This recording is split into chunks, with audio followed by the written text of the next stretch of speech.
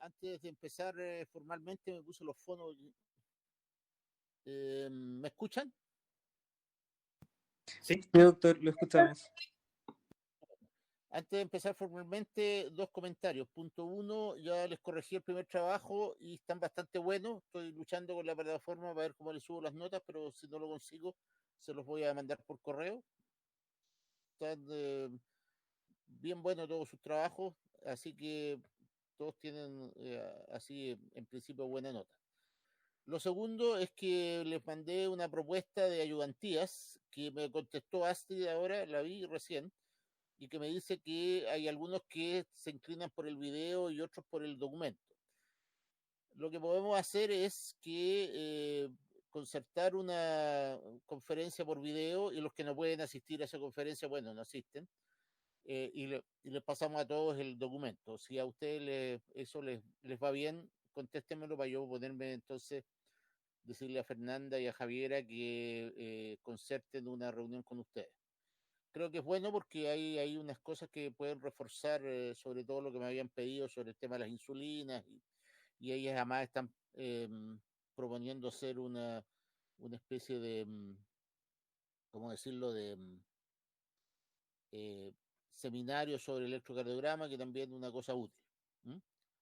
Así que eso es la propuesta. No es necesario que me contesten al tiro, sino que después me pueden mandar Astrid y Basti un correo y con eso ya nos ponemos de acuerdo. ¿Alguna pregunta, duda, comentario?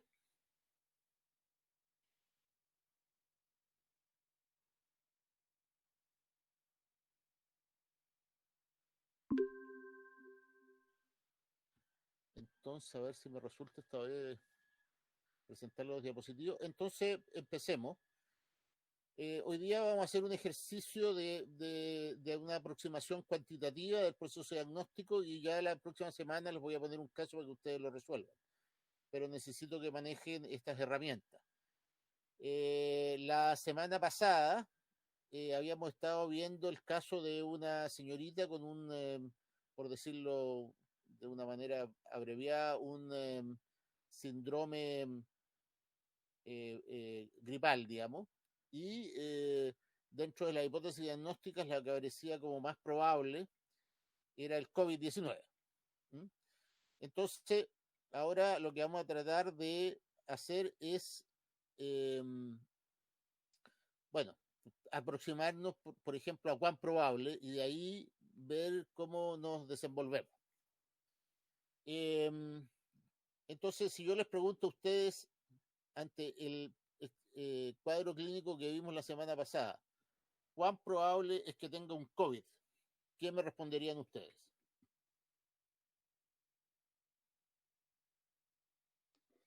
¿Alguien que se anime a responder?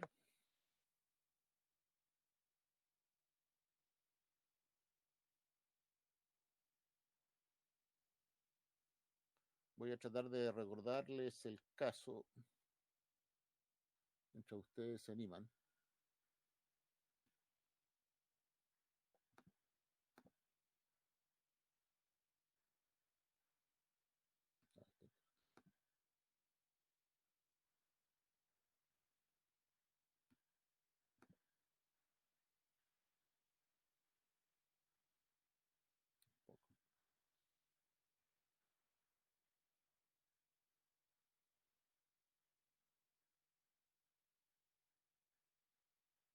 ¿Alguien que se anime a responder?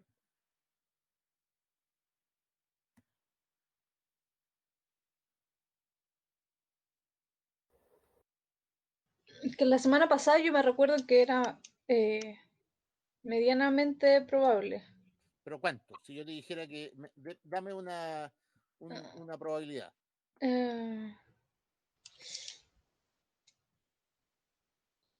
80%. 80%. ¿Ya? Ok. Muy bien. ¿Quién da más? ¿Quién da menos? Yo creo que igual es mucho más probable porque según lo que he visto, como epidemiológicamente, como el único virus respiratorio que está como circulando ahora en este momento. por el momento ignoremos esa información, ¿no? Ah, Porque ya. eso los va, es cierto, eso lo vamos a ver después, pero por el momento ignoremos esa información. ¿De Ah, dónde sacan ustedes esa probabilidad? Si tuvieran que, ya, perdón, ¿qué fue la primera que me contestó? Estoy aquí un Yo, poco. doctor Melanie Aguirre. Melanie, ¿de dónde sacaste tú esa probabilidad? Eh, bueno, que recuerdo que la semana pasada vimos los síntomas que tenía cada uno y fuimos descartando entre resfriado común, una gripe, y fuimos viendo más o menos cuáles eran los síntomas que como que calzaban con el diagnóstico y más o menos calzaban con el diagnóstico de COVID, pero en realidad al ojo, doctor. Ok, muy bien, está bien, estupendo, pero te la jugaste, así que felicitaciones. ¿Quién más se la juega? Acuérdense que les estoy pidiendo una cifra, no les estoy pidiendo si es alto, esta vez estamos siendo mucho más exigentes, les estoy pidiendo una cifra. ¿Mm? Tírense, si en esto no pasa nada, no se va a morir nadie, nadie se va a complicar, es el momento ideal que ustedes tienen, porque después cuando las cosas sean verdaderas, la cosa cambia, digamos.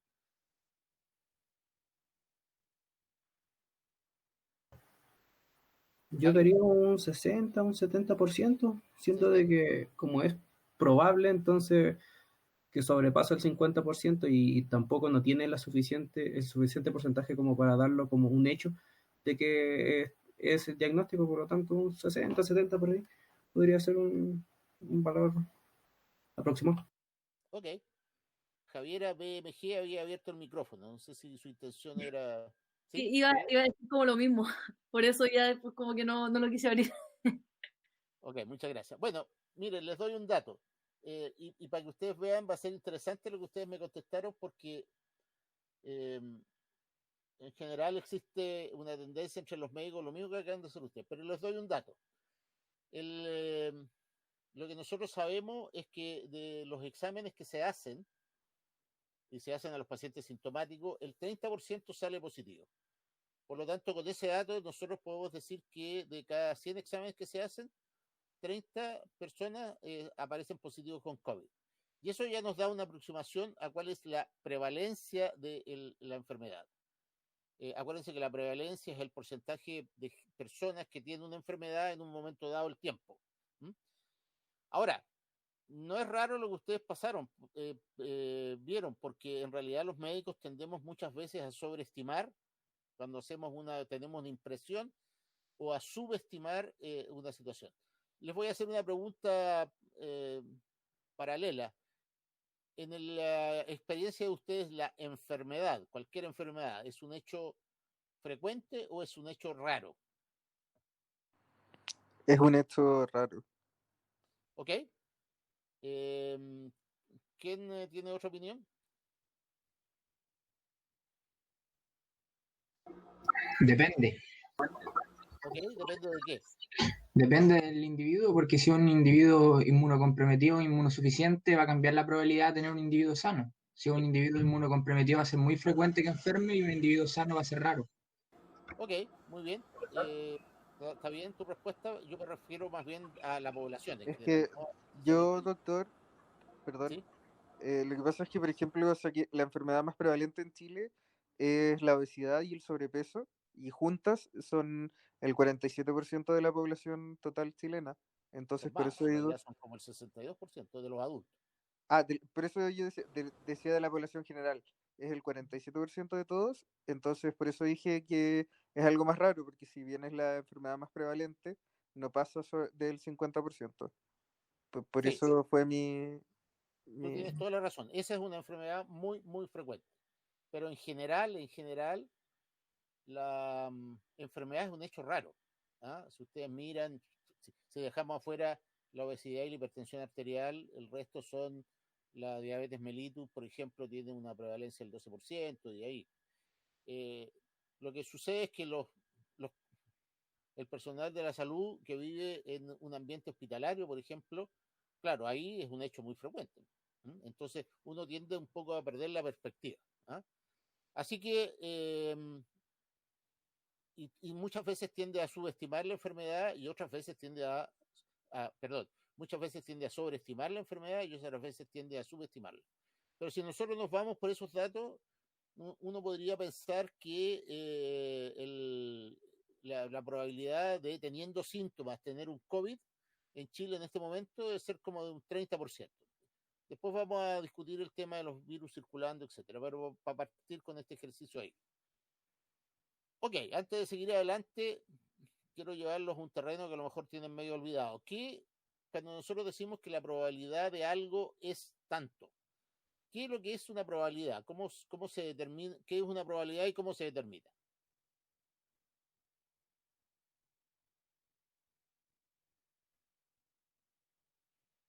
Acuérdense su curso de La estadística. probabilidad es la frecuencia de que suceda un acontecimiento determinado y se determina mediante las fracciones, siendo el numerador la posibilidad de que ocurra y el denominador los casos totales. Muy bien, estupendo. En realidad, una probabilidad es la frecuencia con que ocurre un evento, ¿no es cierto? Aquí el evento sería el COVID. Y se determina de esa manera, como lo ha dicho Esteban, y eso da origen a una rama de la epidemiología que se llama una rama de la estadística que se llama la estadística frecuentística. Es decir, ¿cómo nosotros sabemos de que si tiramos muchas veces una moneda al aire, el 50% de las veces va a salir cara y el 50% de las veces va a salir sello? Bueno, porque alguien estuvo tirando 10.000 veces una moneda al aire y contó el número de caras, digamos, ¿no es cierto? Y en esa serie de tiradas, que cada una tirada se llama un experimento, el 50% de las veces más o menos sale cara y el 50% de las veces sale sello. Si nosotros tiramos 10 veces una moneda, esa probabilidad, esa proporción no se va a dar de esa manera, pero cuando uno tira muchas veces una moneda, el 50% tiende a darse. Eso se llama la epidemiología frecuentista, ¿no es cierto? Pero existe otra rama de la epidemiología que aborda de una manera distinta la probabilidad. Pero bueno, nosotros partimos entonces de que tenemos una paciente que nos da una cantidad de síntomas y síntomas, nosotros tenemos la mente y entonces desde un punto de vista poblacional, el 30% de las personas con esa sintomatología van a tener COVID y el 70% no. Pero tenemos un problema ahí nosotros. Ahí ya tenemos una respuesta que nos crea un problema. Porque a nivel de las personas, ya no a nivel poblacional, las personas no tienen un tercio de COVID. O tienen o no tienen COVID. ¿Sí? Entonces, nosotros tenemos esa información que es poblacional y cómo la llevamos al individuo. ¿Ah? Uno no puede decirle, mire señorita, usted tiene un 30% de probabilidad de tener COVID. Y la señorita va a decir, bueno, ¿qué hago? ¿Tengo o no tengo? Eso es lo que nos pregunta la gente. ¿Cómo nos aproximamos a a transformar esa proporción poblacional en un riesgo para la persona? O sea, para aproximarnos a si la persona a descartar el diagnóstico o a aprobar el diagnóstico. Es decir, bueno, comprobamos nuestra hipótesis. ¿Cómo lo hacemos? Ahí tenemos que recurrir a otra rama de la estadística que se llama la estadística bayesiana. ¿Alguna vez han escuchado hablar de eso? ¿Alguno de ustedes ha escuchado hablar alguna vez de la estadística Sí, bayesiana? o sea, no me acuerdo que en estadística lo vimos, pero la fórmula exacta en este momento no la recuerdo. Igual me acuerdo que estaba en la clase, pero me acuerdo haberla utilizado. Ok, la estadística, acuérdense que acabamos de decir que para determinar una probabilidad, nosotros hacemos un experimento en que tiramos varias veces una moneda al aire, por ejemplo, y llevado al terreno de la sanidad, ¿no es cierto? Uno podría decir, a ver, ¿cuál es la prevalencia de enfermedad coronaria en hombres de 55 años?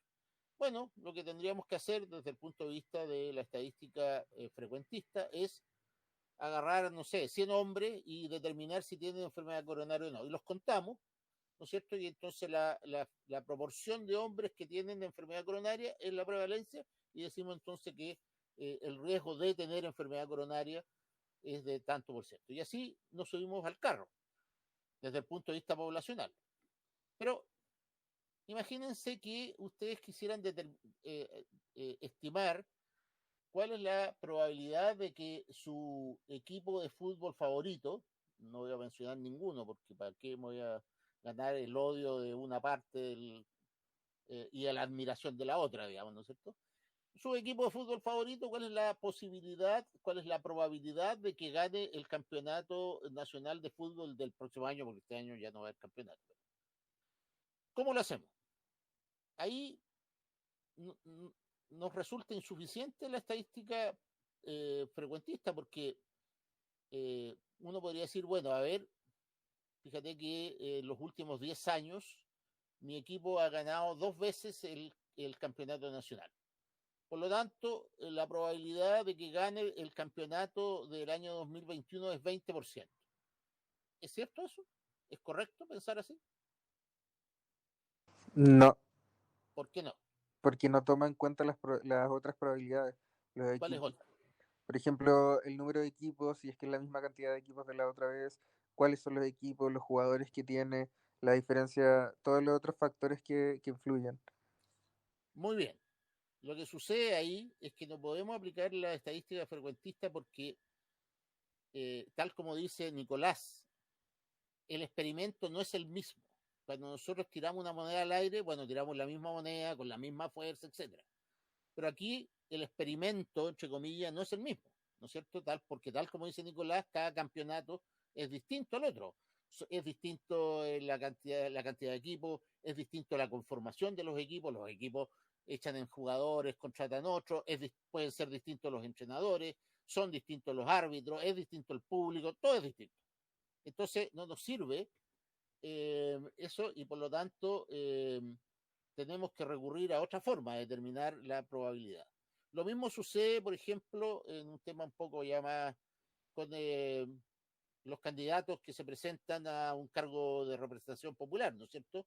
Alguien que se presenta para que lo elijan diputado, senador o alcalde.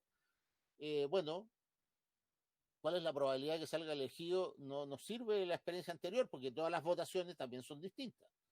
Entonces, ¿cómo nos aproximamos a eso? Bueno, ahí usamos la estadística bayesiana. La estadística bayesiana no parte de una medición de la frecuencia, puede partir de una medición como la que vimos, ¿sí?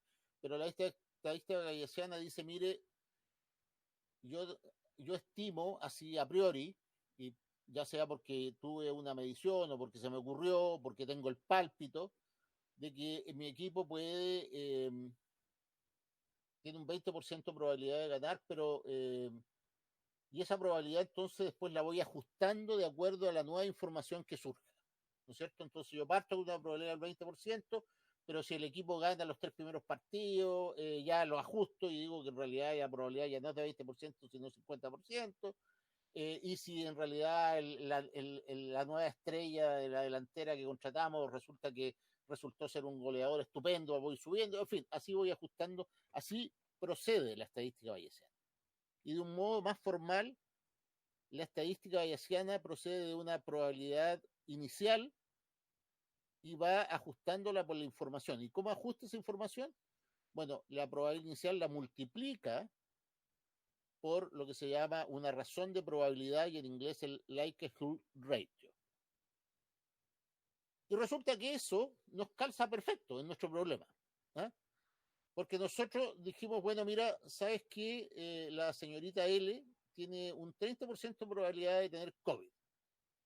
Como 30% no una probabilidad que nos permita descartar la enfermedad o afirmar que sí la tiene, entonces nosotros tenemos que hacer algo. ¿Qué hacemos?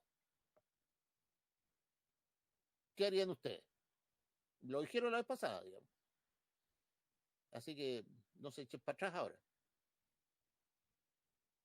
¿Hacerle un test? ¿Hacer otro examen aparte del test?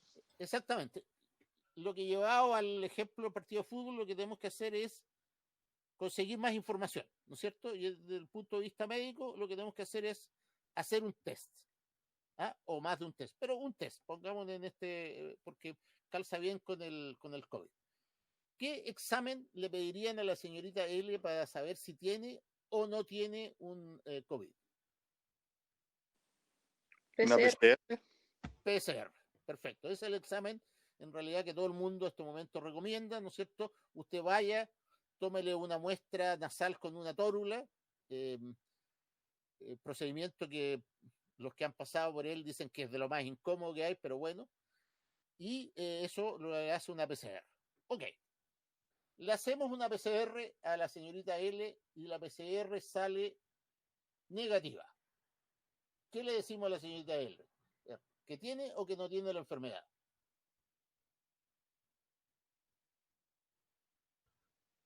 Que hay que repetirlo.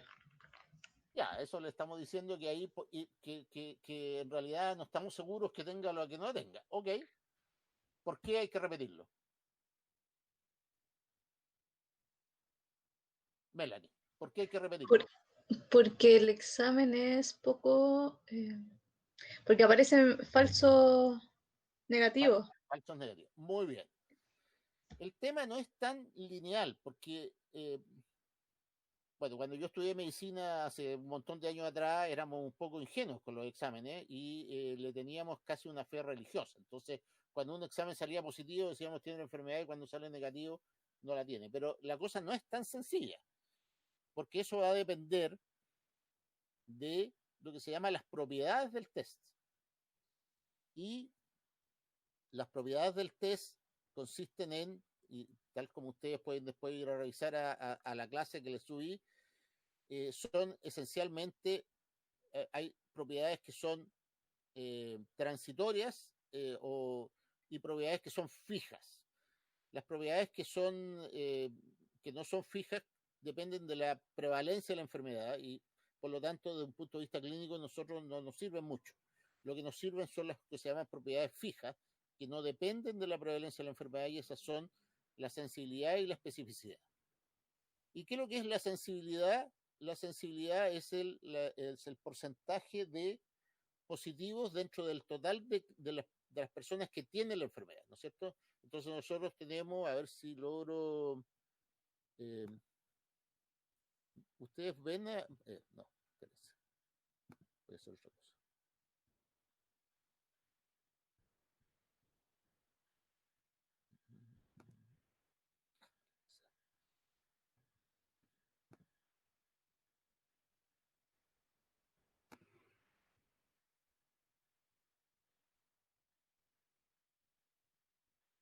Ustedes ven ahí algún diapositivo, ¿no? Estoy... Vemos solo el uso de los LR. Ah, ok. Vamos a ver si logro retroceder o avanzar aquí. Voy a poner esto acá, que no tampoco me responde. Ahí.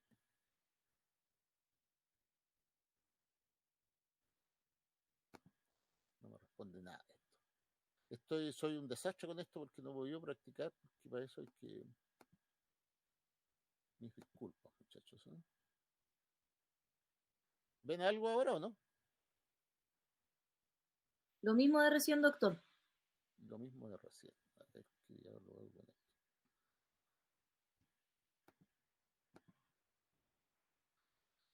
Ay, my God.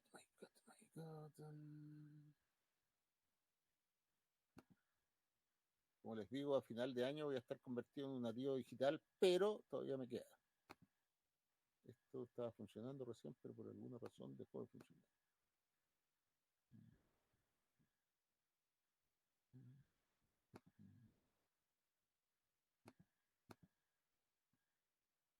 Vamos a hacer otra cosa.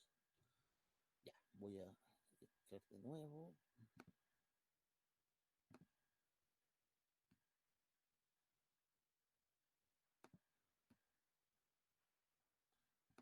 Cancelar. Ahí está.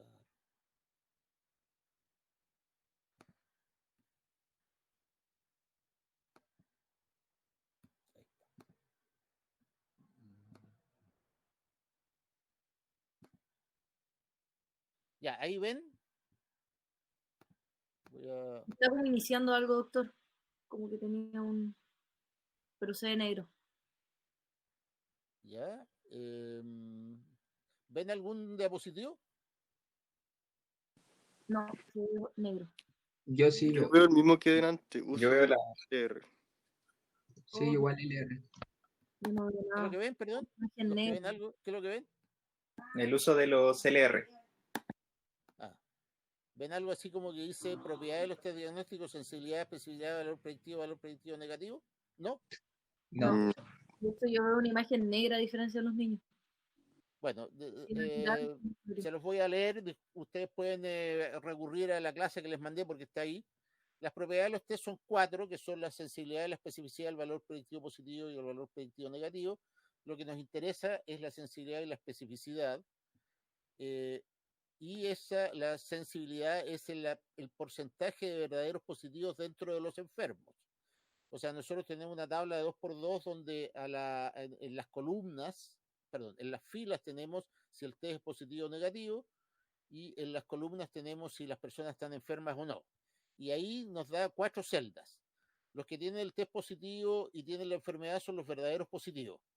Los que tienen el test negativo y tienen la enfermedad son falsos negativos.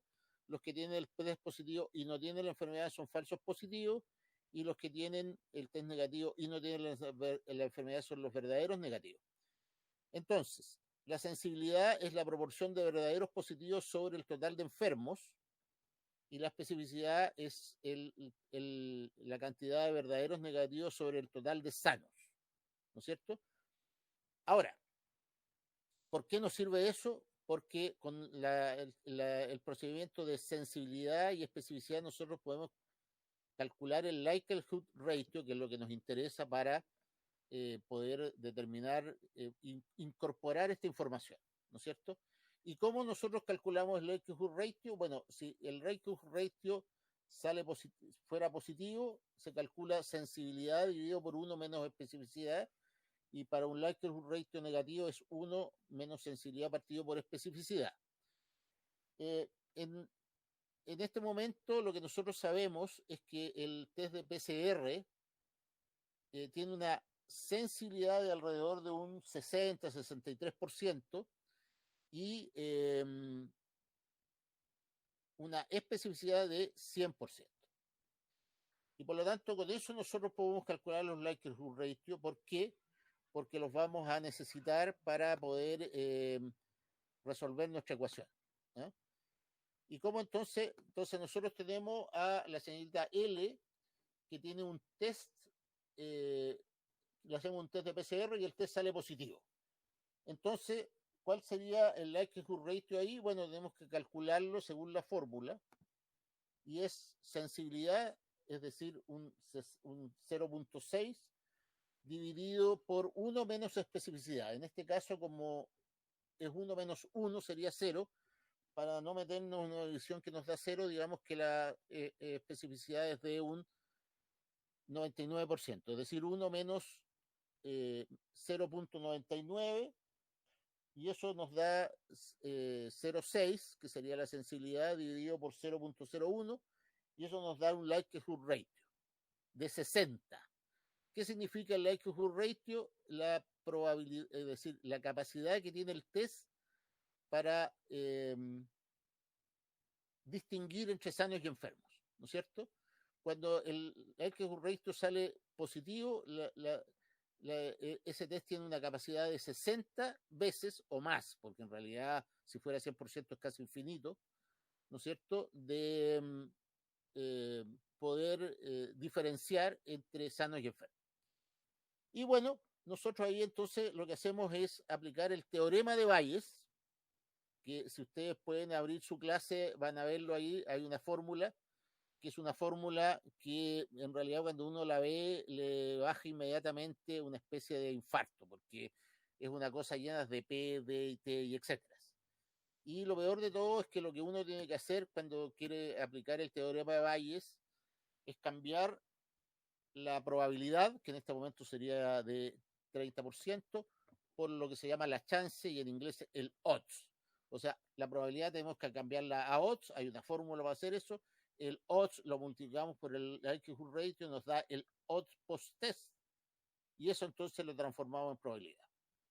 Como la verdad es que ninguno de nosotros, ni ustedes, ni yo, ni nadie, va a estar haciendo eso porque uno ni se acuerda, y además frente a la cama del enfermo haciendo esos cálculos, lo más probable es que nos equivoquemos. Entonces, por ahí se publicó lo que se llama el nomograma de Fagan, que sería una pena si no lo pueden ver. ¿Lo ven? No ven nada ustedes ahí. ¿Ven algo? No, doctor, solamente se ve el uso del likelihood ratio. Pero ese es el nomograma de Fagan, Es el nomograma de Fagan. el verde. El verde, exactamente. Este nomograma tiene 3 columnas. La primera columna dice probabilidad pretest. La segunda columna dice likelihood ratio y la tercera dice probabilidad post-test. Entonces, lo que nosotros hacemos es decir, mire, ¿sabe qué? La probabilidad pretest de mi enfermo es 30%, está ahí. No sé si lo están viendo. Y el likelihood ratio es de 60. Fue la flecha. Está por ahí. Si nosotros unimos 30 con 60, nos da que la probabilidad pretest, la probabilidad post-test es de 96, 95. Eso implica que hay un umbral. Nosotros en medicina decimos cuando la probabilidad de una enfermedad es de 90 para arriba, decimos que está presente, porque nunca vamos a llegar al 100%, y si es menos de 5% la descartamos. Aquí es de 96, por lo tanto, si el test fuera positivo, le decimos, señorita, usted tiene, con toda nuestra pachorra, digamos, usted tiene un COVID-19, así que tiene que irse a hacer cuarentena, ¿no? ¿Me siguen en esta resonancia? Ahora, si fuera negativo, en realidad ahí tenemos que aplicar otra forma y el likelihood ratio es de 0.4. Por lo tanto, si nosotros unimos 30 con 0.4, nos da, bueno, aquí no sale muy bien, pero nos da aproximadamente 14%. Ese es el nomograma de Fagan. Pero para los que son más matemáticos, y en realidad ustedes son una generación bendecida, digamos, hay una aplicación que ustedes pueden descargar en su teléfono celular y que yo les recomiendo que se la descarguen, que se llama MedCalcX, que es gratuita, MedCalcX, y si ustedes la descargan después con calma y van a esto, van a ver que hay una serie y hay una cosa que dice probabilidad post-test. Ahí uno mete la probabilidad pretest, en este caso 30%, y mete la probabilidad post-test, o sea, el likelihood ratio, que sería de 0.4. Y entonces la probabilidad post-test nos dice que es 14.6%. Como es 15% la probabilidad post-test, al salir negativo el test bajó la probabilidad, pero no descartó la enfermedad, que es lo que más o menos es lo que ustedes me habían dicho, pero ahora lo tenemos magnificado. Entonces,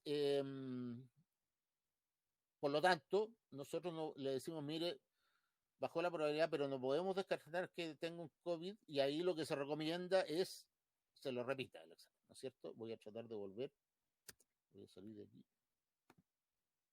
y que se lo repita. Y esto tiene bastante lógica, porque cuando la especificidad de un test es de 100%, significa que no hay falsos positivos. Acuérdense, como la especificidad es la proporción de verdaderos negativos sobre los que no tienen la enfermedad. Si es 100%, significa que todos los test que salieron fueron verdaderos negativos y no hay falsos positivos. ¿Ah? Y por lo tanto, si un test sale positivo, es porque está positivo. ¿Ah?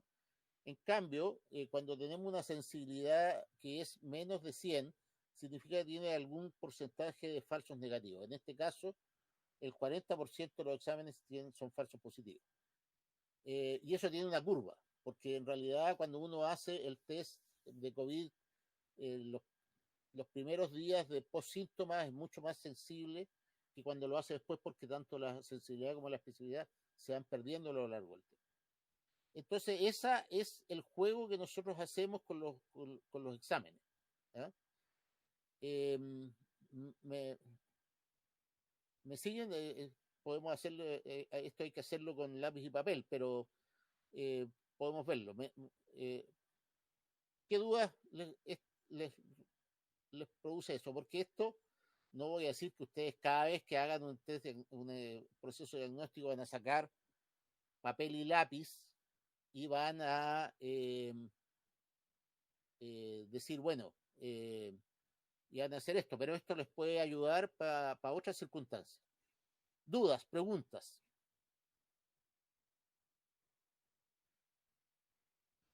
Exactamente eso, profe, me queda la duda de que cuándo se usa esto. Porque como usted dice, no lo vamos a estar usando siempre. Entonces, ¿cuál es la utilidad en nuestro trabajo? O sea, ¿cuándo lo tenemos que usar? ¿Cuándo?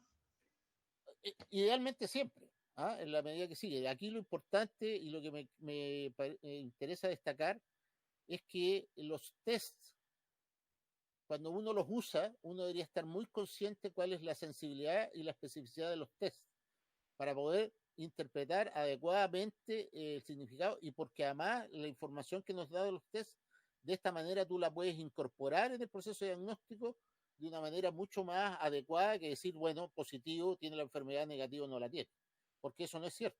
¿Ah? Y, y fíjate que esto es tan así que en el hemisferio norte, donde estas cosas han penetrado mucho más que en el hemisferio sur, ya casi todo el mundo funciona con test diagnósticos de esta manera. De hecho, el COVID lleva 6 meses dando vuelta por ahí, ¿no es cierto? Y ya tenemos a esta altura, sabemos cuál es la sensibilidad y especificidad. ¿Por qué? Porque los investigadores rápidamente se largaron a calcularla para poder saber exactamente cuál es la utilidad del test. ¿Ah? Así que en general ustedes deberían siempre tratar de averiguar en la medida que podamos les vamos a ir dando la sensibilidad y la especificidad, porque eso les permite calcular el likelihood ratio y eso les permite incorporar la información que les da el test de una manera adecuada en el proceso de diagnóstico. ¿Ah? Así que no sé si contesté tu pregunta, Melanie. Sí, doctor. Igual me cuesta un poquito cómo llevarlo a la práctica. Creo que No, por supuesto, si estamos esto, partiendo. De hecho, lo ideal sería que usted, hay este nomograma de Fagan, en otros lados lo andan trayendo los médicos en el bolsillo del delantal. Entonces, cuando están frente a una cosa, sacan, calculan rápidamente el likelihood ratio y miran para poder establecer la probabilidad post-test. Eso demograma de Fagan se reemplaza por este programita que les dije yo, porque a ustedes les sale ahí una estimación mucho más correcta de la probabilidad post-test. ¿Ah? doctor, pero la especificidad, la sensibilidad de cada test, ¿esa aparece en ese programa o deberíamos también tener una tabla como para No, de cada...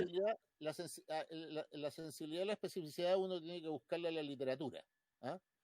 Esto es porque para calcular la sensibilidad y la especificidad, lo que se hace es que un investigador o un grupo de investigadores dice, a ver, ¿cuál es la sensibilidad del test de esfuerzo en cardiología?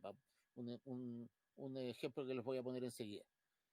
Bueno, ¿cómo se hace eso? Uno tiene que determinar, tiene que comparar su test contra una cosa que se llama el gold standard. El gold standard o estándar de oro es algo que nos separa perfectamente a los sanos de los enfermos. ¿No? Y eso puede ser algo muy sencillo desde el punto de vista estadístico, como la coronografía, por ejemplo, ¿no es cierto?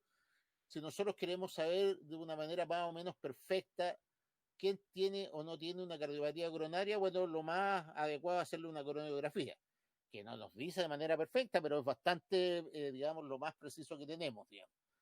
Pero en otras ocasiones el gold standard es una construcción mucho más compleja. ¿Ah? Entonces, que implica varios elementos. ¿Ah? Entonces la pregunta que ustedes podrían hacerse es, bueno, si uno tiene algo, ese gold standard, que nos separa perfectamente a los sanos de los enfermos, ¿para qué demonios necesita otro test? Apliquemos de frente en el gold standard. Pero lo que sucede es que ese gold standard puede ser o muy peligroso, por ejemplo, de la coronografía. La coronografía es un test que es invasivo y que lo que uno, o sea, no uno, los hemodinamistas, digamos, lo que hacen es meterle una sonda dentro de las coronarias y meterle un medio contraste para poder ver las coronarias.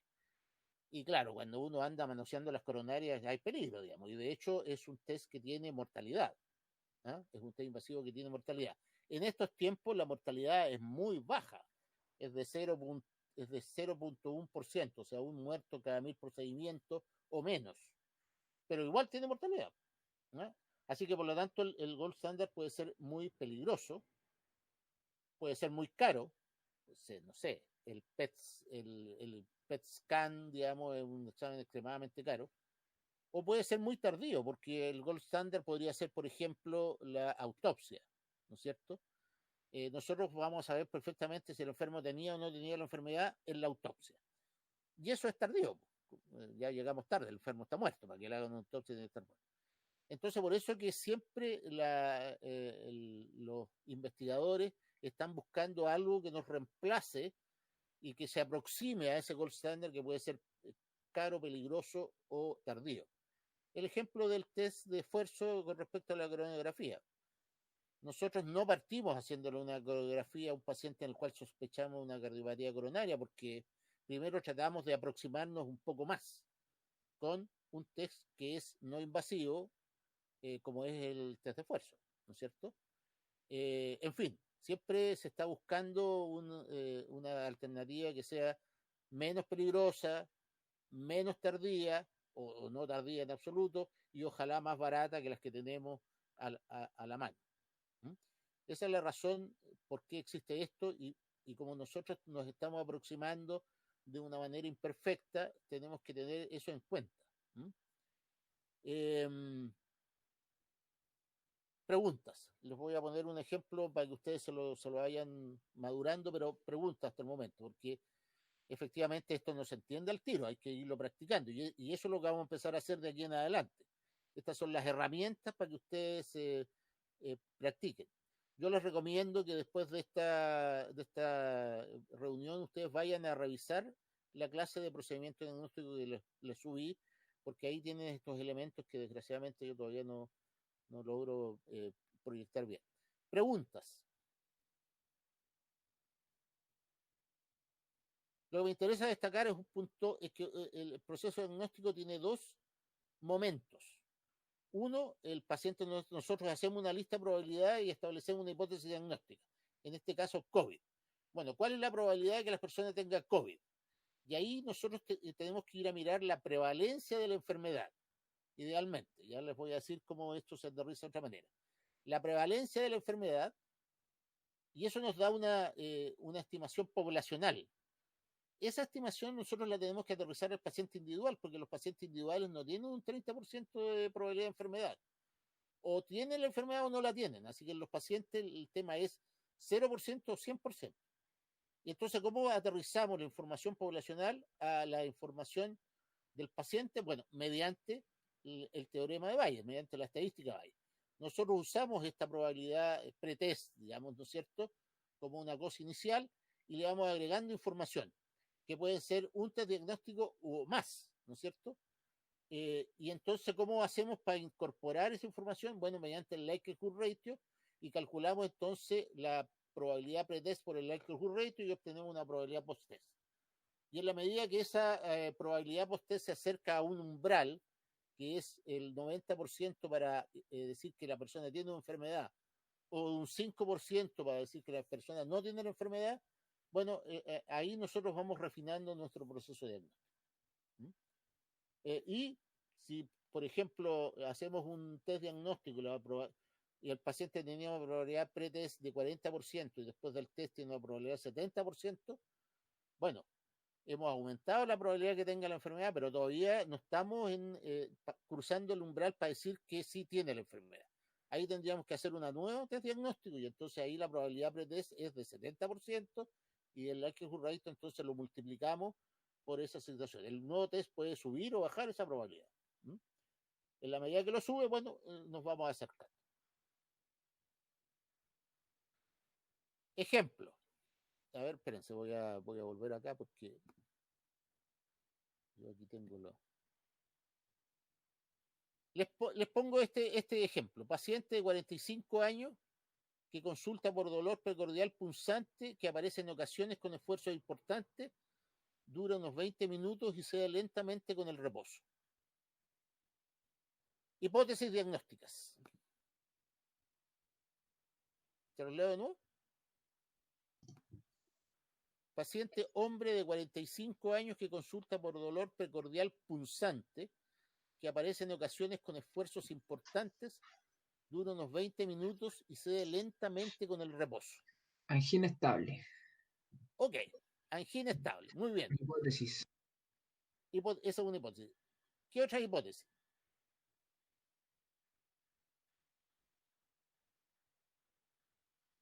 Acuérdense, lo dije de la vez pasada, si uno se encierra en un patrón, así que allí tienen que pensar, habla en la mente. ¿Qué otra cosa puede tener el paciente? Porque perdón, ¿quién fue el que me dijo angina estable? No alcancé a... Yo, Esteban Peralta. Esteban. Muy Es bien, que Esteban ya se mojó, él dijo angina estable. ¿Quién más? ¿Quién tiene algún otro hipótesis diagnóstica? Nadie más. O sea, ese hombre tiene una angina estable y ninguna otra posibilidad. ¿Puede ser una costocondritis también? Muy bien, podría ser una costocondritis. Segunda hipótesis. ¿Qué más? La lista es larga. También podría tener alguna enfermedad por reflujo Muy bien, gastroesofágico. una esofagitis por reflujo. Súper. ¿Una crisis de pánico? Una crisis de pánico. Imagínense si yo les digo, este hombre es un ejecutivo de un banco. Es como a tener crisis de pánico en esta temporada, porque si yo soy ejecutivo de un banco, las acciones suben, bajan todos los días, esto es un caos. Y cada noticia que aparece, las noticias económicas compiten en terrorismo o en provocar terror con las noticias sanitarias, porque que se nos está derrumbando el IMACE, podría perfectamente tener una crisis de pánico. Ahora, tener un dolor al pecho porque uno está angustiado es bien distinto a tener el dolor al pecho porque uno tiene una angina. ¿Ah? Esteban dijo que es una angina estable, pero podría ser no una angina estable, sino una angina inestable, porque es algo de reciente comienzo y el paciente está en riesgo de más o menos inminente de hacer un infarto agudo del miocardio. Así que, ¿cómo resolvemos eso? ¿Cómo se elige la primera hipótesis? recabando más antecedentes, me imagino. No, pero de la lista, cuando uno dice voy a trabajar esta hipótesis en primer lugar, ¿cómo escoge ese primer lugar? En general Descartamos uno... más grave. Un examen. Otro examen para. Perdón. Sofi. Perdón, creo que interrumpí a alguien. No, Disculpa. dale nomás, que hayan varios hablando al mismo tiempo. Que para eso, para quedarse con un diagnóstico o para plantearlo como el diagnóstico más probable, había que realizarle un test diagnóstico para ir descartando. No necesariamente, eso viene después. Alejandro tiene el micrófono abierto. También podría ser o sea, depende de los antecedentes del paciente, si es que en qué trabaja, la edad, su hábito, como por ahí empezar a descartar una cosa u otra. Por ahí. Esteban, parece que ibas a decir algo. No. Hay que ver cuál es el No, diagnóstico más. Nicolás, ¿sí? Hay que evaluar los factores, por ejemplo, epidemiológicamente, qué es lo que es más probable que sea según los factores que el antecedente que tenemos. Porque no, si es que es un hombre sobre 50 años, es más probable que sea algo cardiovascular a que sea algo más Perfecto, por ahí va la cosa. psicosomático. Por ahí va la cosa. Para que uno escoja una primera hipótesis, que puede ser o no, uno tiene, esa primera hipótesis debería tener dos condiciones. Una, que sea más o menos lo más, dentro del listado, que sea una de las más probables, ¿no es cierto? Y segundo, que sea algo que no se nos puede pasar. ¿Por qué? ¿Qué es algo que no se nos puede pasar? Algo que es cuyo resultado de ser cierto es muy complicado, como por ejemplo que la persona pudiera morir, y además que tenemos nosotros y que nosotros tenemos tratamiento, es decir, de haberlo diagnosticado adecuadamente podríamos haberlo tratado. Y por lo tanto, ustedes han establecido una lista que dice angina estable, que podría ser también inestable, pero una cardiopatía coronaria, digamos. Dijeron un reflujo gastroesofágico, dijeron una condoconditis y dijeron una crisis de pánico, un dolor al pecho por angustia. ¿Cuál de esas 5 posibilidades es la que cumple con las dos condiciones que yo les dije?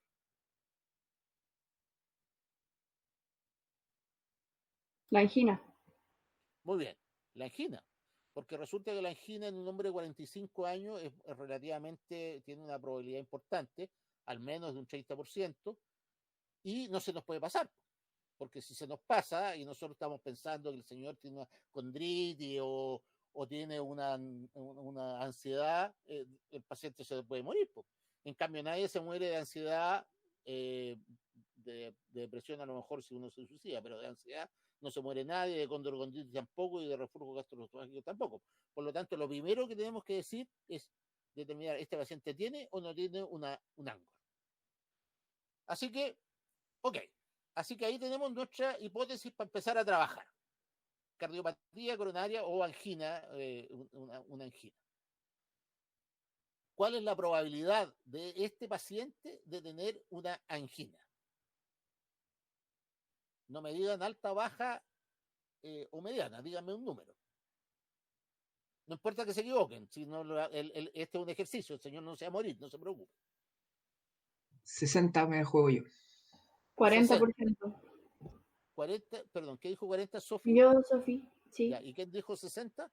Esteban, si no me equivoco. Okay. Yo. 60, 40. Ok. ¿Quién da más, quién da menos? Yo me quedaría con 40. Alejandro con 40, ¿ok?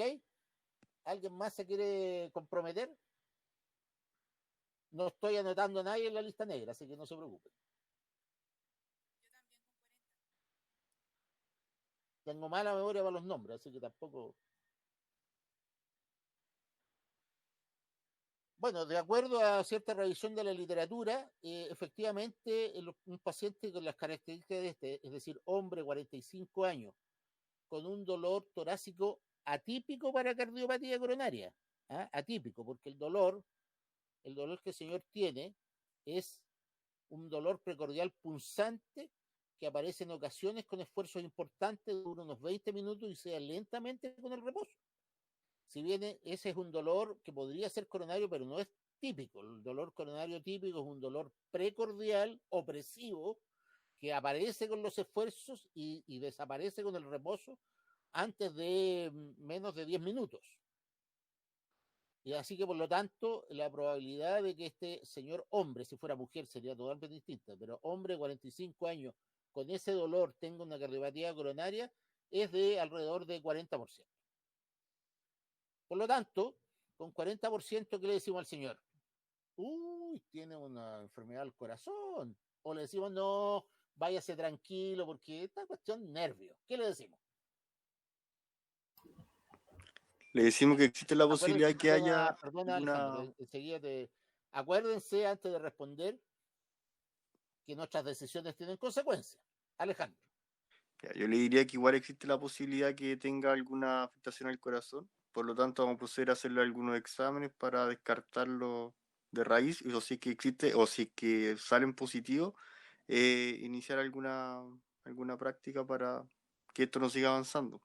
Empezaría con algún electrocardiograma, algún ecocardiograma. Espérate, déjalo ahí. Perfecto, me parece una respuesta prudente porque tenemos una probabilidad del 40%. O sea, eso es claro, casi como tirar una moneda al aire. Todavía no podemos decir con...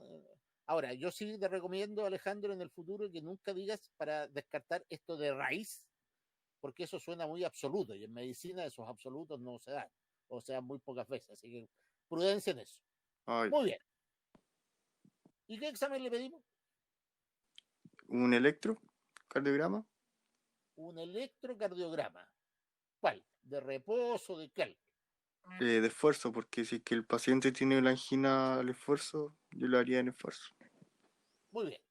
Efectivamente, a ver, tu respuesta es correcta, pero quiero matizarlo un poco porque efectivamente antes de pedir un electrocardiograma de esfuerzo a este paciente hay que pedir un electrocardiograma de reposo, no porque el electrocardiograma de reposo nos vaya a servir para descartar o no si tiene una angina, porque el electrocardiograma de reposo, a menos que el paciente en el momento que le tomamos el electrocardiograma tenga la angina, no va a salir normal, ¿no es cierto? Pero lo que necesitamos es descartar otras cosas en el electrocardiograma de reposo, como por ejemplo que el señor no tenga un bloqueo de rama izquierda, porque si tiene un bloqueo de rama no vamos a poder interpretar el electrocardiograma de reposo. Y hacerle a un paciente que puede tener una angina, una obstrucción crítica, una coronaria, hacerle hacer esfuerzo que después no vamos a poder interpretar, es hacerle correr un riesgo innecesario. Así que por lo tanto, lo que hay que pedir un electrocardiograma de esfuerzo, pero antes precedido un electrocardiograma de reposo, porque si no, no vamos a poder interpretar lo que el paciente está sintiendo. Muy bien. Y una pregunta que le hago al resto. Dejo afuera a Alejandro. Ok. Le pedimos un electrocardiograma de esfuerzo. Y el electrocardiograma de esfuerzo sale positivo. ¿Qué le decimos al paciente?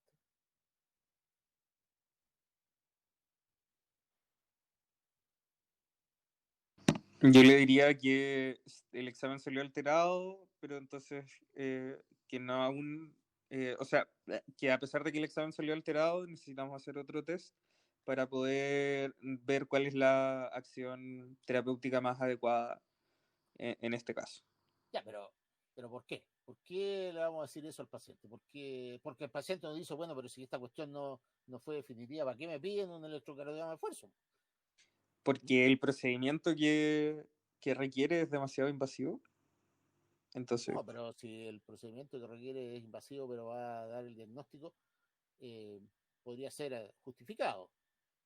¿Por qué saliendo positivo el examen, el test de esfuerzo, tú no le dices al paciente, mire, tiene una cardiopatía coronaria? ¿Por qué?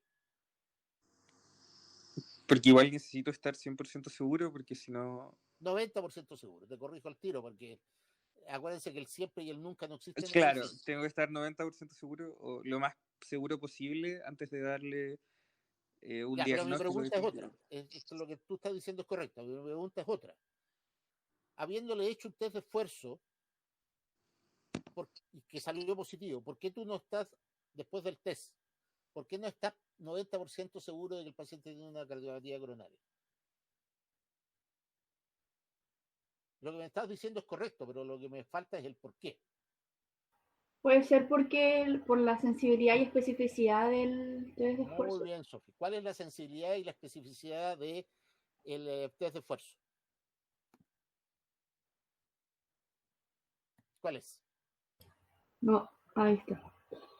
La sensibilidad.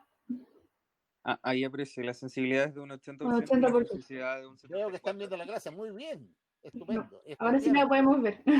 Tiene una sensibilidad del 80% y una especificidad del 74%.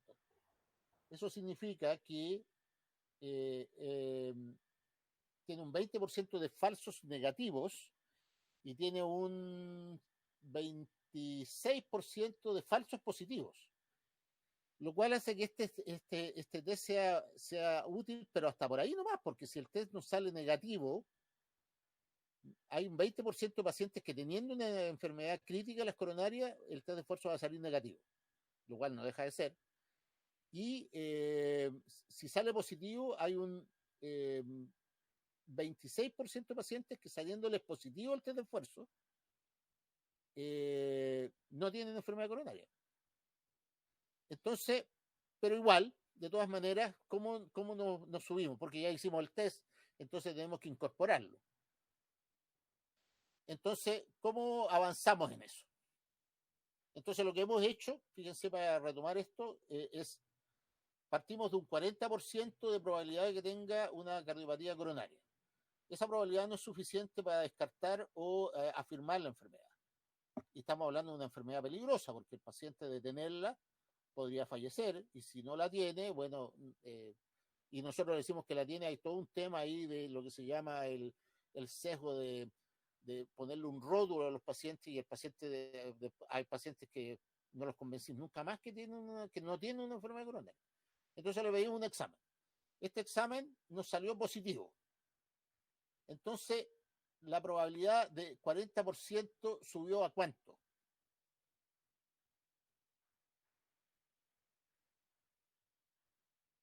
¿A cuánto? Para eso ¿Así como al ojo? Yo creo que no, estamos en el mundo lo cuantitativo aquí. Hoy día es cuantitativo, nada del ojo. Entonces ahí tendríamos que usar lo de Bayes, ¿o no? Exactamente. Entonces, ¿qué es lo que tenemos que hacer? Multiplicar la probabilidad de perder por un likelihood ratio positivo. ¿De dónde sacamos el likelihood ratio positivo? Hay una respuesta fácil y una más difícil. Podemos ver el nomograma de Fagan. No. ¿No? El nomograma de Fagan es para el cálculo. Antes tienes que sacar el likelihood ratio. ¿Cuál es la respuesta fácil? que 3 líneas abajo de la sensibilidad o 4 está el likelihood ratio. No sé si lo están viendo. Esa es la respuesta fácil. Ah, ya que lo podemos buscar. Claro, ahí ustedes pueden ver que el likelihood ratio es de 3.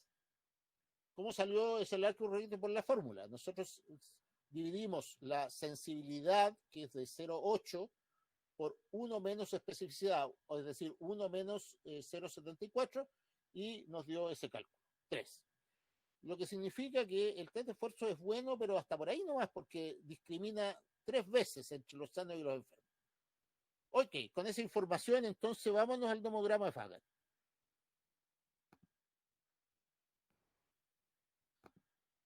La primera columna decimos que tiene un 40%. Ahí está, ¿lo ubican?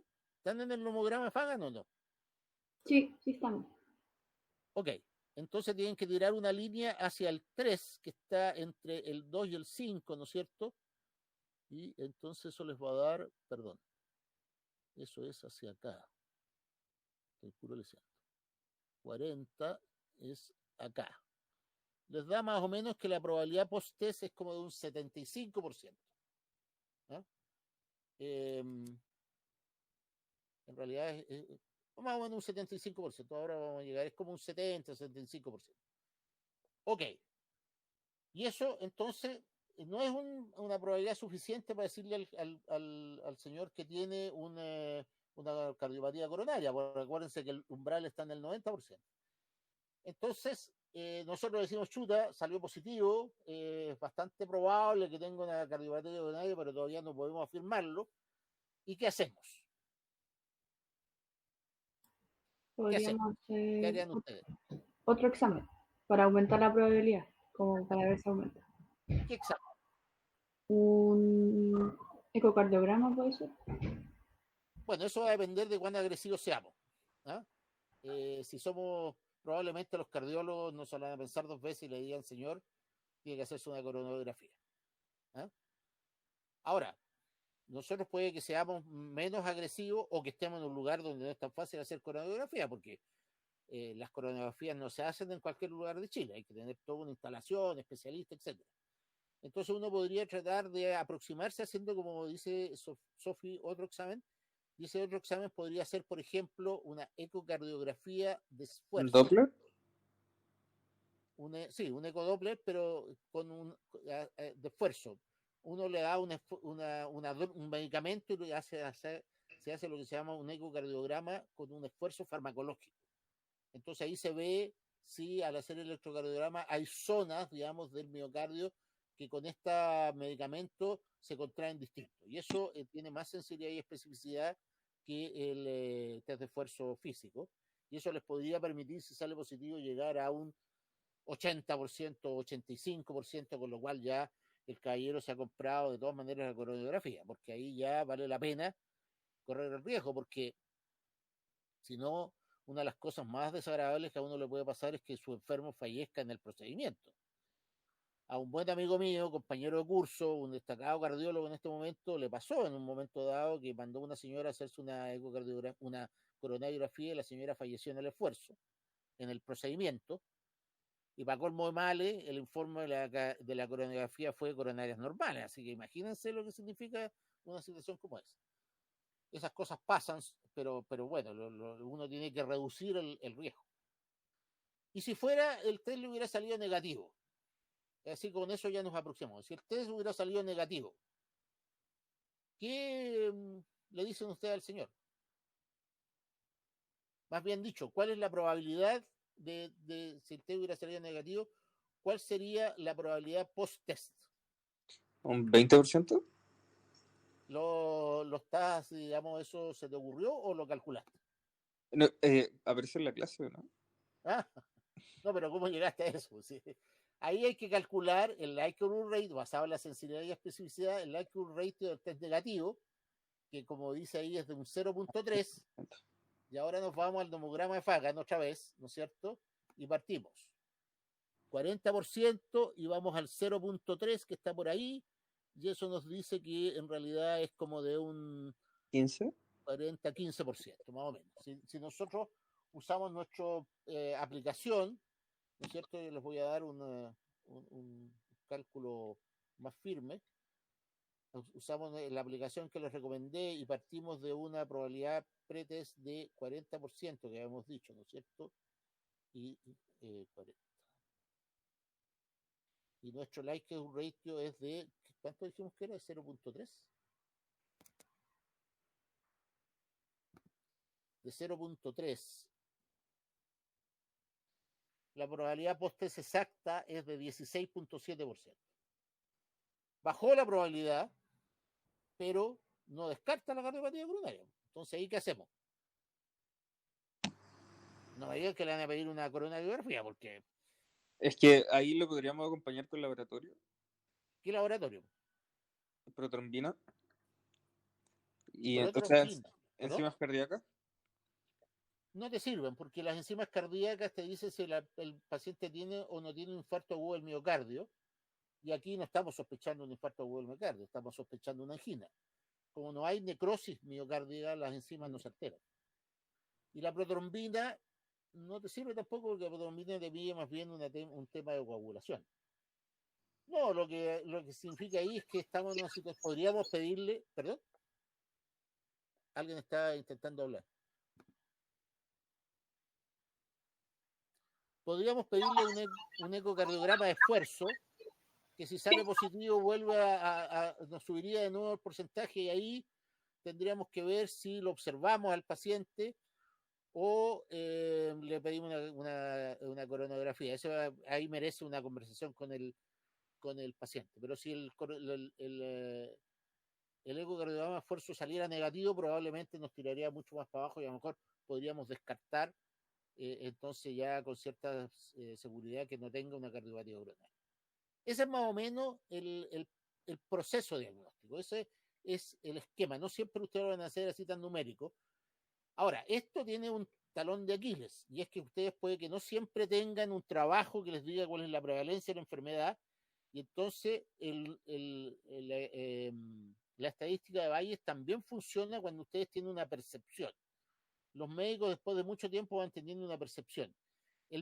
El problema es que esa percepción, si está sobreestimada, les puede dar resultados muy, muy fallados, porque si ustedes, su percepción es que este señor tenía un 70%, y ustedes le hacen un test de esfuerzo y sale positivo, bueno, les tira la cuestión para arriba rápidamente.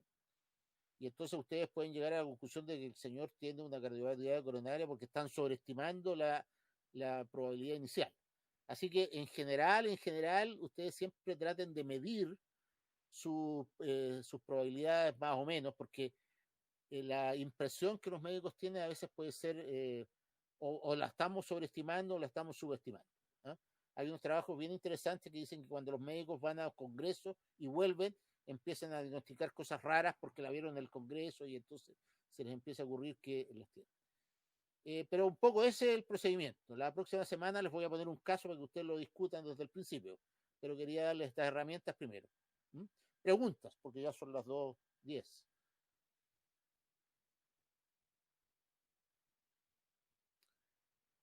Doctor, hoy día enviaría el segundo caso que tenemos que realizar, ¿cierto? Hoy día les voy a subir el segundo control, sí. A las tipo 4:30 se los voy a subir. Ya, muchas gracias. Quiero hacer algunas reflexiones sobre el primer caso. Como les digo, estuvo bastante bien, pero quisiera remarcar algunas cosas. Primero que nada, acuérdense que cuando hay una glicemia alta mediada por una cinta reactiva, las cintas reactivas no son lo mismo que la glicemia. Así que por lo tanto, cuando hay una cinta reactiva, ustedes que aparece como alta, deberían después hacerle una glicemia en ayunas. Si la glicemia en ayunas en cualquier sale más de 200, les da el diagnóstico de diabetes mellitus, pero si sale un poco más alta, 126, tal como muchos de ustedes lo contestaron, es bueno repetirla de nuevo, y si sale de nuevo 126, el paciente tiene una diabetes. Si sale una cosa distinta, ahí recurrir recién al test de tolerancia a la glucosa. No es bueno pedirle todo al tiro, ¿ah? Porque el test de tolerancia es un poco incómodo, puede ser caro, y ustedes pueden perfectamente llegar al diagnóstico con la glicemia de ayuda. En Chile, tal como un grupo me contestó en forma muy acertada, no se usa la hemoglobina glicosilada para hacer diagnóstico porque no está bien calibrada la hemoglobina glicosilada. En otros lados se usa porque hay un estándar, digamos, que en cambio aquí en Chile no hay un solo estándar para los laboratorios. Esa es la primera cosa. Segundo, ustedes muchos dijeron que a los pacientes les indicarían dietas mediterráneas. Es súper bueno si los pacientes lo pueden seguir, porque la dieta mediterránea hay evidencia de que puede bajar hasta un 30% la cardiopatía coronaria y los accidentes cerebrovasculares. Así que desde ese punto de vista, pero no es fácil la dieta mediterránea. La dieta mediterránea exige cocinar todo y alinear todo con aceite de oliva extra virgen, que no es barato eso, y comer mucho grano. Así que ahí puede ser un problema de los pacientes poder seguirla, pero es un buen consejo en la medida que los pacientes lo puedan seguir. Segundo, es bueno que cuando ustedes sospechan por primera vez y han hecho el diagnóstico de diabetes mellitus, vuelvo a insistir, pídanle una microalbuminuria, porque eso les va a decir si el paciente ya está empezando con daño renal, porque si el paciente tiene albuminuria negativa, pero microalbuminuria positiva, significa que está en los primeros momentos del daño renal y es un momento estupendo para frenarlo. ¿Y cómo se frena eso? Bueno, con inhibidores de la enzima de conversión. Por lo tanto, si los pacientes son hipertensos y diabéticos, la primera medida, el tratamiento de elección ahí es un inhibidor de la enzima de conversión, porque sirve para bajar la presión y para disminuir la hiperfiltración. Pero no partan, porque algunos de ustedes me contestaron, voy a partir con IECA y diurético. No, hay que partir con IECA. Después, si el medicamento no es eficaz para bajar la presión, le pueden agregar un diurético, pero tengan presente que las tiazidas suelen tener un impacto metabólico, suelen subir la glicemia. No es mucho, es bastante menos que los cardiólogos que tienen ven pacientes distintos, pero les puede descompensar la parte metabólica, así que por eso es que hay que verlo con cuidado y no partir al tiro con todo el arsenal. ¿Qué otras cosas tenía yo para... Doctor, una duda. ¿Sí? Que con respecto a la primera pregunta, en los exámenes, que usted dijo que mejor tomáramos glicemia en ayuno en vez de tolerancia a la glucosa, pero si la glicemia en ayuna... Como examen de elección, sí. Claro, pero si el examen de ayuna tenemos, por ejemplo, menos de 200, vamos a tener que, pero más de 126 vamos a tener que repetirla. Entonces va a demorar el diagnóstico. Claro, Entonces, en ese caso, igual sería mejor un test de tolerancia a la glucosa. Sí, no. O sea, efectivamente, si te sale más de 126, pero menos de 200, tú tienes dos alternativas ahí, ¿no es cierto? Claro. Estamos hablando de un paciente que tiene una glicemia de, digamos, 150, por ponerte un ejemplo. O sea, no hay mucha urgencia en diagnosticar la diabetes. El paciente no le va a pasar nada si tú la semana siguiente le repites el examen. No sabes compensar ni nada. Si tuviera 300 de glicemia, claro, la cosa cambia, digamos. Entonces, claro, tú puedes escoger hacerle una nueva prueba de una glicemia en ayunas, sí, o hacerle ahí un test de tolerancia a la glucosa. Eso podría ser una alternativa. Pero los test de tolerancia a la glucosa son relativamente incómodos. Hay que tragarse 75 gramos de glucosa, que te la pasan diluida, pero que es como tragarse un buen trago de mermelada, digamos, y después ahora se redució mucho porque antes se hacían un montón de exámenes, pero hay que esperar 2 horas, 200 horas, te instalan una bránula, ¿no es cierto? Que no deja de ser, una bránula es como una aguja, pero multiplicada por 10, digamos, y ahí después entonces te traen una primera muestra, una segunda y después hay que esperar 2 horas. Entonces para los pacientes es un poco más incómodo, así que mi consejo es que ustedes, si no hay una urgencia de hacer el diagnóstico y el paciente va a repetirse el examen dentro de una semana, pídale la nueva glicemia en ayunas. Si vuelve a salir más de 126, tiene diabetes. No sé si me entiende. Doctor, disculpe, yo tengo una consulta. Resulta que en nuestro trabajo salió que una paciente tenía sobre 200 en la glicemia, sí, pero no tenía síntomas. Entonces, según la guía MinSal, nosotros no podemos diagnosticar diabetes. Exacto, porque tienen que repetirle el examen. Tengo que repetir el examen, ¿verdad? Claro. Ya. Ok, gracias. Ahora, si tuviera síntomas, si la enferma consultara con polidipsia, poliuria, baja de peso, claro, ahí le hace el diagnóstico, la primera. Claro, esa era la duda. Ya, gracias. Sí. Bueno, y lo otro, que otra cosa tenía que comentarle, eso es como lo principal. Que ustedes no partan al tiro con todo el arsenal, partan siempre dándole una llega a sus pacientes hipertensos. Déjame ver, aquí tenía algunas cosas que me gustaría comentarles porque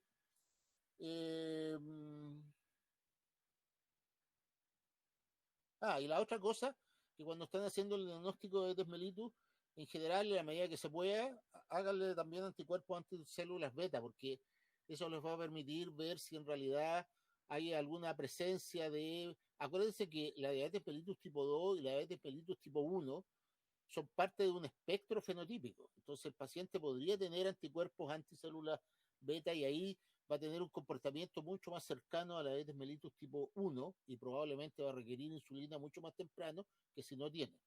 Ese es un examen de la medida que ustedes puedan hacer eso. Y lo otro es que, bueno, los pacientes que tienen diabetes y tienen una dislipidemia, por el riesgo que tienen, deben ser tratados con fármacos con estatina, y ahí una buena, en el caso de este que tenía dislipidemia más hipertrigliceridemia, una buena elección es la atorvastatina, y la otra estatina es la robitussinimab. Las dos son muy potentes, pero además bajan el colesterol y los triglicéridos. Entonces, con la atorvastatina ustedes pueden controlar. La atorvastatina es estupenda porque es una droga potente y como ahora tiene genéricos no es tan cara como la otra. Y también ayuda a bajar los triglicéridos. La mejor forma de bajar los triglicéridos es que las personas bajan de peso, salgan a correr y no fumen, pero alguna de esas cosas es re difícil lograrlas. Ahora, alguien por ahí me puso que en un paciente que tenía el diagnóstico de obesidad tenía que hacer ejercicio y que hay que decirle que caminar no es ejercicio, pero acuérdense que si alguien tiene un índice de masa corporal de 30 o 31, no es fácil que salga a trotar por ahí. Así que es mejor pedirle que parta caminando y que vaya lentamente aumentando su ejercicio. Eso es como para lograr adherencia a los pacientes, porque la dieta, el ejercicio y todas esas cosas cuesta mucho que la gente cambie sus hábitos de vida. Es esencial, pero cuesta mucho. Eso. Preguntas, dudas. Doctor, tenía una duda justo con eso que mencionó de la dislipidemia, ¿Sí? porque en el caso la persona consultaba por fatiga. Entonces, en base a eso, nosotros no quisimos darle la atorvastatina hasta comprobar el origen de la fatiga, porque si hubiese sido una de origen muscular más algunos posibles efectos como la rhabdomiolisis de la atorvastatina, nosotros preferimos ocupar la ezetimibe por el hecho de que afectaba a la parte del colesterol y por otro lado, junto con la dieta de ejercicio, podíamos bajar los triglicéridos y hacer un complemento. Sí, o sea, desde un punto de vista teórico eso está correcto, pero hay que tener presente que en realidad lo más probable es que este enfermo tuviera fatiga por su obesidad. La obesidad se caracteriza porque las personas, estamos hablando de obesidad, no solamente no de sobrepeso. Entonces, las enfermedades musculares ahí son raras, digamos, que la fatiga sea por una enfermedad muscular en ese caso. Y efectivamente, ustedes tienen toda la razón de que la atorvastatina puede producir rhabdomiolisis, pero no es un evento adverso muy frecuente, es como de menos de 1 en 100. Lo que sí produce la atorvastatina con bastante mayor frecuencia, y que a veces hay que suspenderla por eso, es dolor muscular. Dolor muscular que cuando se presenta hay que distinguirlo si no está haciendo una rhabdomiolisis, pero muchas veces no es, pero igual molesta tanto a los pacientes que de repente hay que suspenderlo. Pero en general, lo más probable es que ese paciente tuviera fatiga,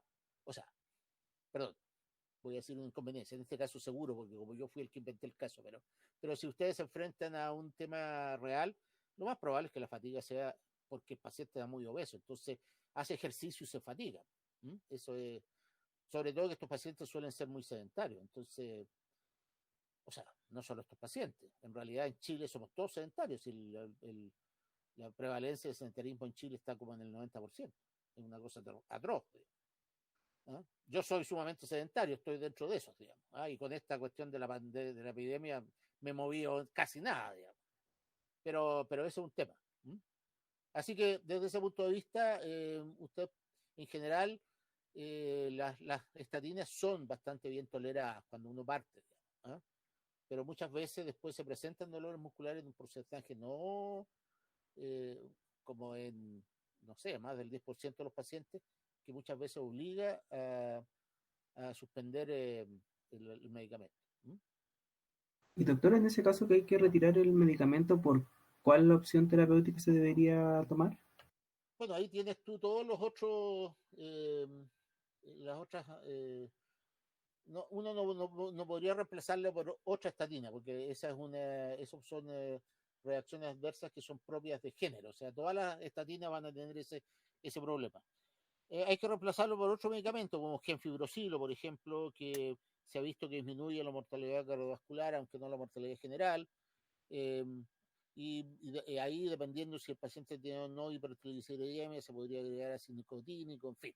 Ahí ya hay otras probabilidades, hay otras posibilidades, digamos, terapéuticas que son un poco peores, digamos. Así que en general es estupendo cuando los pacientes responden bien a las estatinas sin tener reacciones adversas. Pero hay posibilidades, hay bastante. Muchas gracias, doctor. Ok, muchachos. Entonces, nos despedimos. Hasta la próxima semana. Muchas gracias, doctor. Gracias, doctor. Nos vemos. Doctor, Chao, que gracias. Cuídense. Chao, gracias. Cuídense. El virus está Adiós, todavía circulando, pero más o menos.